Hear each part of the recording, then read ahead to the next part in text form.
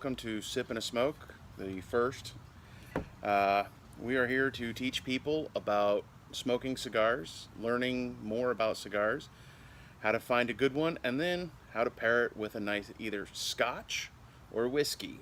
Tonight, Maybe even a beer or coffee. Who yeah, knows? you can pretty much pair a cigar with anything. Today, we've got our Tabac Especials. This is a nice, smooth smoke to start out with. For anybody who is new to smoking, this is a really good one to start out with, all right?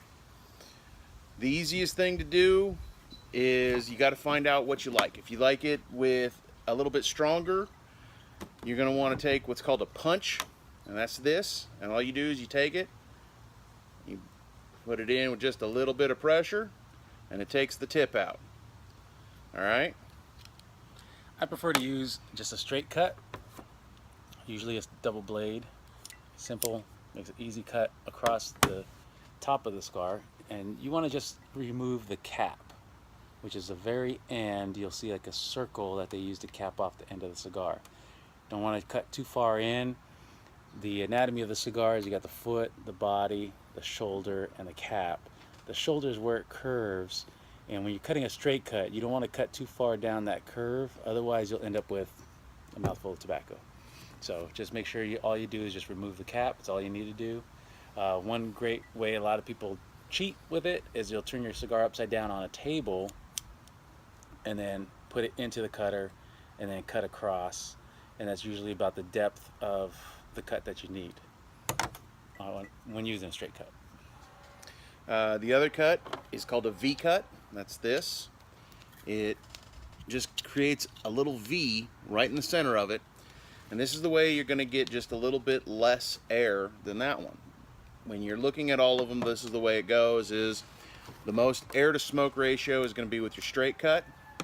Then you're going to have your V cut with just a little bit less smoke to air ratio. And then the most smoke is going to be in your punch right here. Now, please make sure and take the paper off before you light it. Some people won't, and yeah, it doesn't taste good.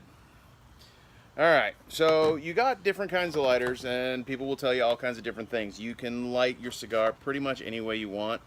The only thing I would suggest is do not get a Zippo for it. It will completely change the flavor of your cigar.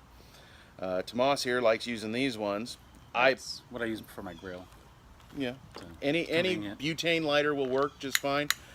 Personally, I would rather have the high energy butane that burns nice and clean, adds no extra flavor to your tobacco. You have two different choices on how you can do this. There's a lot of people that'll do it differently. Some people will light this and then start just burning it this way. I like to toast the foot like he's doing there. For me personally, that helps me ensure that I have a good even burn all the way around the cigar. Some people do it a little excessively and just burn. Just to get a nice little toast on there, and then from there you puff on it as you finish lighting it is a good way to go. That way you ensure that you have a nice even light. It's nice and easy. That's how you light the cigar. You can also simply just do it like you would pretty much anything else, and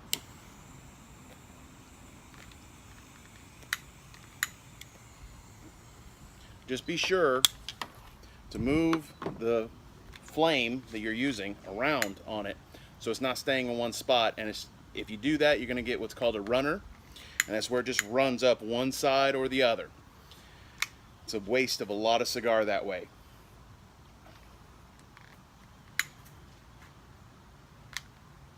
A little breezy out.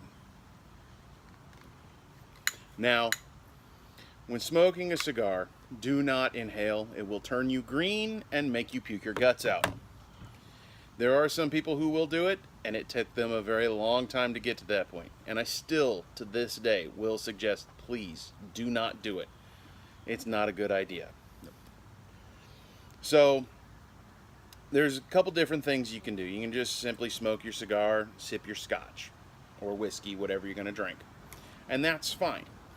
However, there's also another thing you can do, which is what I like to do, which is take your cigar, not the lid end, because I have had people ask that question, and just dip it in just a little bit in there.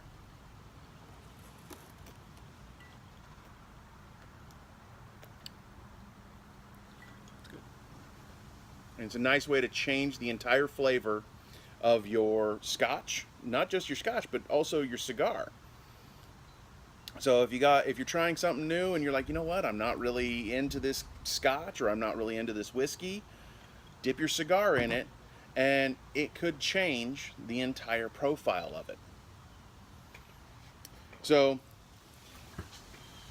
we've had some time. We've smoked our cigars almost, and we've thought about what we like about them and what we don't. Honestly, I am a big fan of these. I like the coffee flavor. There are other coffee flavors out there. There's the Java brand. There's there's several different flavors of the Java brand. There's two different flavors of the Tabac Especial. One like this right here, and then they have the one with the Maduro wrapper style, which is just a darker wrap. That's all that means. Maduro is a darker wrapper. It's a different kind of leaf. It's more of an espresso flavor of the coffee. You got your Java mints, you got your Javas that are kind of the espresso flavor also, and then you got the light ones like these. Pick which one you like. If you like coffee, try one. Yeah, great thing about this particular pairing, as I mentioned before, very complementary flavors. I wouldn't pair this cigar with like a Lafroig. Super peaty, very smoky flavors. I would definitely pair this with, like we did today, with a lighter style blended scotch, where you're going to have a variety of flavors out of the scotch, whereas a single malt is a very monotone, specific flavor profile that you're going to get out of the individual single malts. I like the idea of the blended scotches because you get so many different complexity of flavors in there. It pairs really, really well. The cigar itself is nice, smooth, mild, burns really well, good clean draw on it, and I would definitely recommend it. If you're going to go with like a beer, I would pair this cigar probably with like a lighter style. Probably like a wheat beer would be wheat beer, even like a Blue Moon or something Yeah. like that would go really well with this cigar. I wouldn't go with a heavy dark beer. Guinness would not work. You want to make sure that when you are doing a pairing that you're able to taste both things that you're consuming. You want to be able to have the flavor of the cigar and then also have the flavor of the spirit or the beer or the wine that you're pairing it with. You want them to complement each other, not one overpower the other.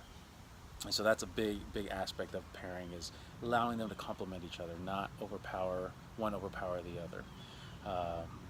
In this series, we want to be able to educate a little bit more about not just the pairing, but the anatomy of the cigars, the different various types of tobacco, where the tobacco comes from, who's growing the tobacco, how it's being made, how to pair it, how to identify the flavors that you're tasting in that cigar. Everybody has a different palate. Everybody tastes things differently. Don't let somebody tell you what you're tasting. Taste it for yourself. Go out there. Don't take our word for it. You will pick up different flavors. You will pick up different notes and aromas out of it than what we pick up, because we have our own biases, our own flavors that we like or that we enjoyed. Certain things stand out more for me than it does for Rick, and same for yourselves. So definitely go out and try it for yourself and play around with it. Don't be afraid to, if you've moved beyond flavored cigars, don't be afraid to go back to the flavors. There's no set rules that dictate that you have to stick with heavier, bigger, stronger cigars to be more advanced. You got to remember, here's the thing, is it's a lot easier. I can tell you more of what I want to drink than what I want to smoke most of the time. Most people can. They go, you know what? I'm really in the mood for XYZ drink. Okay? Figure out what you want to drink, and then from that point, you sit there and go, you know what? I want a cigar that's going to complement my drink. If you go to a cigar shop and you tell them, this is my idea of what I want to have to drink, most of them should be able to inform you what a good cigar would go with that drink. So Yep. it's much easier to figure out your drink than it is your cigar, because you can go into a cigar shop, you're going to see all kinds, and you're going to be just, hey, you know, what is this one? What is this one? What is this one? Most people don't know what they want to smoke, but they know what they want to drink. Go with that. Find your drink first, and from there, find your cigar. Yeah. So, like I said, in this series, we want to let you guys learn how to do it for yourself. You know, don't take everybody else's word for it. Take advice with a grain of salt. Take our advice with a grain of salt. It'll be a way for you to at least have a foundation of knowledge, and take that foundation and explore and experiment. Hopefully, we'll be able to bring you some useful knowledge, some hacks like how to turn a hubcap into an ashtray. Just turn it upside down. Anything's Boom. an ashtray if you want it to be. There you go. So please follow along and catch us on our next pairing. We're looking at possibly doing some more flavored cigars, doing acid, possibly the Cuba Cuba we were discussing, and pairing that with a nice, we discussed rye whiskey. A rye whiskey, yes. And with a nice spice to it. And so I think those would be very good complementary flavors. And we'll show you that on our next video. Go ahead and comment down below if you guys have a pair that you would like us to try also. You guys have a good one. Don't forget to hit the like down at the bottom. All right? Have a good day. Cheers.